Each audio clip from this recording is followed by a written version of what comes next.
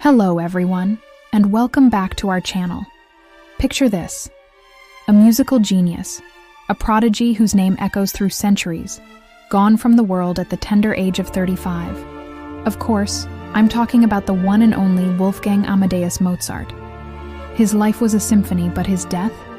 A mystery filled with dramatic twists and dark rumors. Was this maestro truly taken by a simple illness? Or was he poisoned by a jealous rival? Could it have been the secret, shadowy hand of the Freemasons seeking revenge? Today, we're tuning our instruments to unravel one of history's most captivating cold cases: the shocking, mysterious death of Mozart.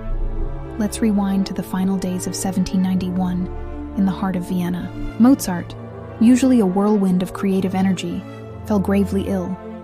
He was plagued by extreme fatigue, a raging fever, and severe swelling that made it difficult to even move. Yet, even as his body failed him, his mind raced with music. In a haunting twist of fate, he was composing his Requiem, the Mass for the Dead. It's almost as if he was writing the score for his own funeral. He even told his wife, Constanze, that he believed he was being poisoned. As his condition worsened, the whispers and rumors that had followed him in life began to crescendo into a storm of speculation after his death. The most famous and persistent rumor pointed a finger directly at a fellow composer, Antonio Salieri.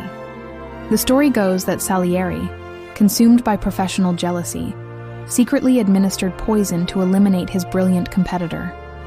This narrative gained so much traction that it was rumored Salieri himself confessed to the crime on his deathbed.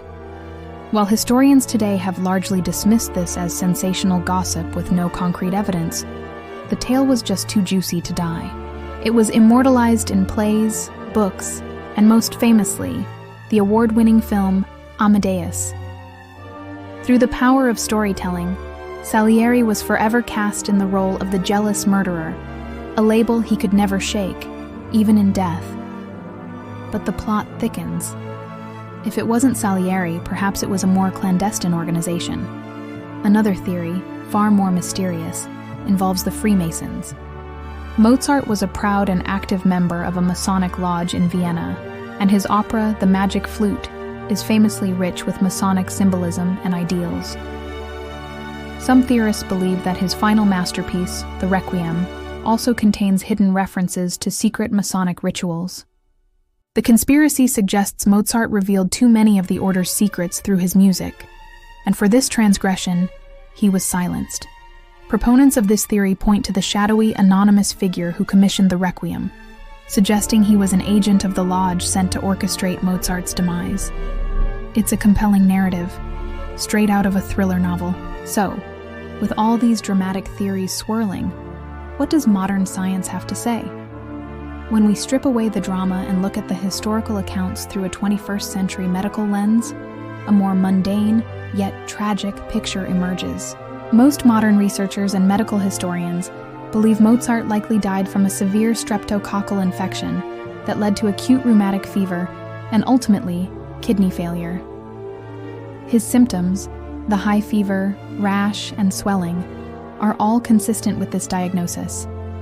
It wasn't poison or a conspiracy, but simply the tragic reality of 18th century medicine, which lacked the tools to combat such an aggressive infection. And yet, let's be honest, that explanation feels a little anticlimactic, doesn't it?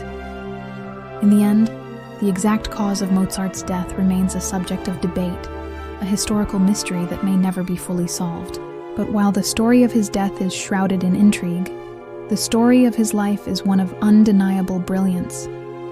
He left behind a legacy of more than 600 timeless masterpieces that continue to inspire and move us today. Perhaps the real mystery isn't how Mozart died, but how one man managed to live such an extraordinary, prolific, and impactful life. So, what do you think happened? Was it a jealous rival, a secret society, or a tragic illness?